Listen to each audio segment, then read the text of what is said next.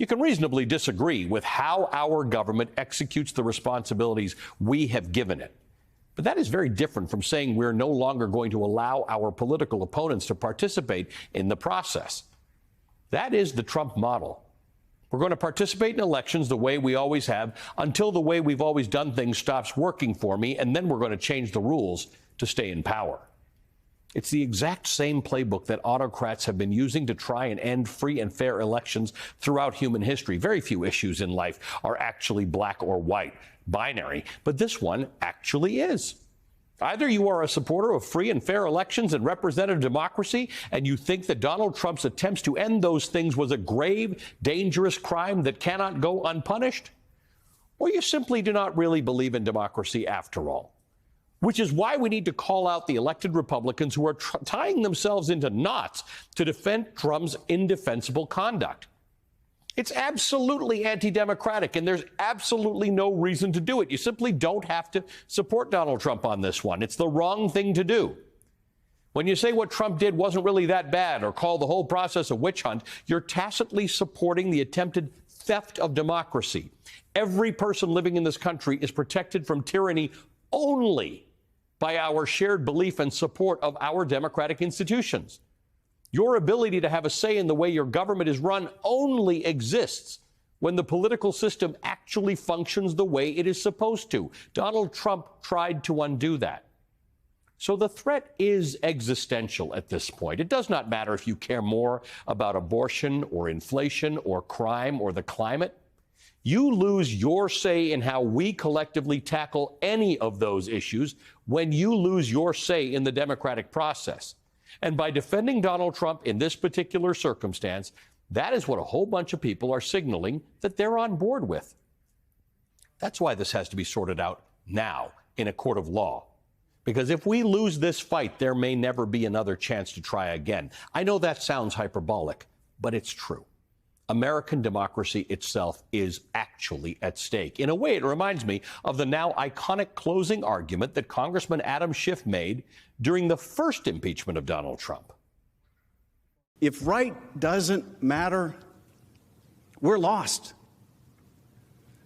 If the truth doesn't matter, we're lost.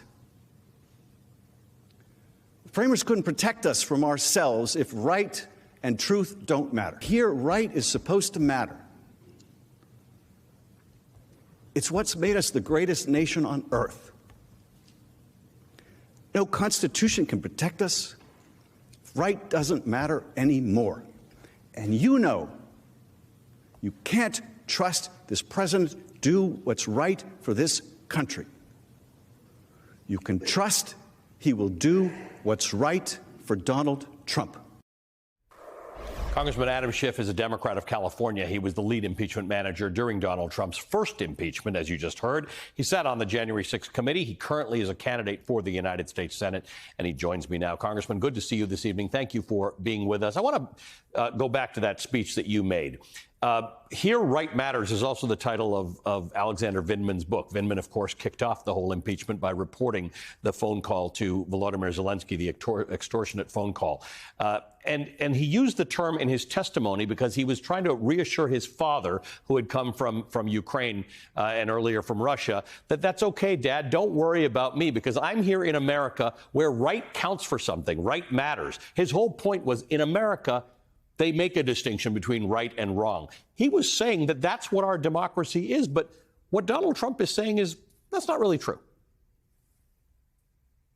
You're absolutely right. I use that because it's such a powerful idea. It's really core to who we are as a country.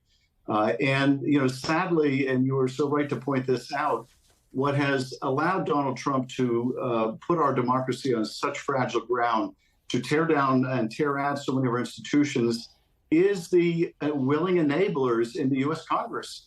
The people like Kevin McCarthy, who are saying this is all about Donald Trump's position in the polls, it has nothing to do with justice. Every time you hear one of the Republican leaders say things like that, which they know to be false, they're basically saying right doesn't matter in this country. What's lawful doesn't matter in this country. The only thing that matters is obtaining power and keeping power. You know, I think we are where we are because people haven't given meaning to their oath of office. They haven't informed that oath with ideas of right and wrong. They're unwilling to accept the basic truth, or even that there is something called fact. For the Republican leadership, it's just about power. You sat on the January 6th committee as well, which recommended that Donald Trump and others be charged with conspiracy to defraud the United States. That is now what we believe to be in that target letter, the idea that that charge may exist. What do you make of that, and why is that important? What is this conspiracy to defraud the United States about? Well, it's about conspiring with others to deprive them of their vote, to perpetrate a fraud on the country, that the person who actually lost the election somehow should be declared the winner. And I was, very interested to see also reporting that they're going after the videotape at the State Farm Arena in Georgia. That will be relevant to prosecutors looking into that phone call of Donald Trump, where he's badgering the top elections officials to find 11,780 votes that don't exist. If the president is involved in trying to defraud voters in Georgia, and as Georgia's a swing state, defraud voters all over the United States of America, that's obviously a very serious crime. And I'm glad that the special counsel is, moving on these issues. It took them a long time at the Justice Department to get started on anybody but those who broke into the Capitol that day. But it does seem like the investigation is coming to its conclusion. And I have to hope that the former president and others will be held responsible. Now, one of the things that your committee recommended were charges of aiding an insurrection. Our reporting at the moment does not indicate that that's being included. Tell me what your thoughts are on that being left out of these potential charges.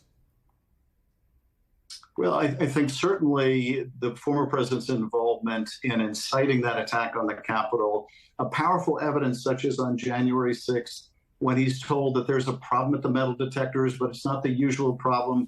The problem on January 6th wasn't that there were long lines at the metal detectors. It was that there were practically no lines because people wouldn't go through them because they didn't want their weapons taken away. And what is Donald Trump's response? Then take down the effing mags. They're not here to hurt him. This is powerful evidence of his involvement in the incitement, his knowledge that these people are armed and dangerous, and the failure to do anything during the attack. The statute also prohibits giving aid and comfort to people who commit insurrection. So we thought there was certainly a strong body of evidence the department should consider.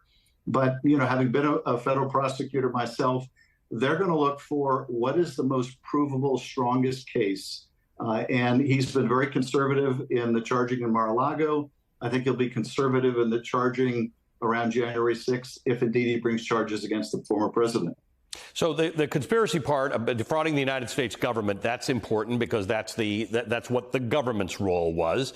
There's another charge in there, the deprivation of rights under the color of law. It's not something that'll be familiar to a lot of people, but this has to do with the idea of actually undermining the vote. Well, I think that's right. And it could be very much the flip side of the conspiracy to defraud. That is, if you deprive a person of their vote, and you could deprive a person of their vote by saying their vote shouldn't be counted. The president was obviously trying to stop the counting after Election Day because he knew the absentee ballots would run against him, but also trying to get state elections officials to count votes that didn't exist also has the effect of undermining the real votes of the American people. And so it does injury to voters. That could be the prosecution's theory. Or it could be, the president's actions in threatening the lives of elections officials, depriving them of their right to do their jobs as poll workers, as elections officials, unmolested and without the fear of death. So there are a number of ways, I think, that the facts could support such a charge, but we will have to wait and see, indeed, whether there are charges and if this particular statute is used. Yeah, and again, we don't know. This is some reporting we've got, but we don't know until we see that target letter. What's your sense of whether or not these charges, as they are being discussed right now, these potential charges, reflect the gravity of what Donald Trump did? You made the point that Jack Smith might be conservative about this because he needs a case to actually prove, and hopefully one that doesn't drag into 2025. Does it reflect for the viewer, for the American public, the gravity of what Donald Trump did? Well, I certainly hope that whatever charges are brought does reflect the gravity, but I also completely agree with you, Ali, that this is the most serious set of potential charges. Mar-a-Lago is very serious. It threatened the nation's security. The charges in New York are also serious. Committing multiple acts of business fraud is no laughing matter. But here, you're talking about charges going to the heart of our democracy, charges involving the first effort to essentially prevent the peaceful transfer of power in our history. So any charges regarding January 6th, I think by definition, are going to be the most serious charges against Donald Trump. Congressman, good to see you. Thanks again for being with us tonight. The Congressman Adam Schiff of California.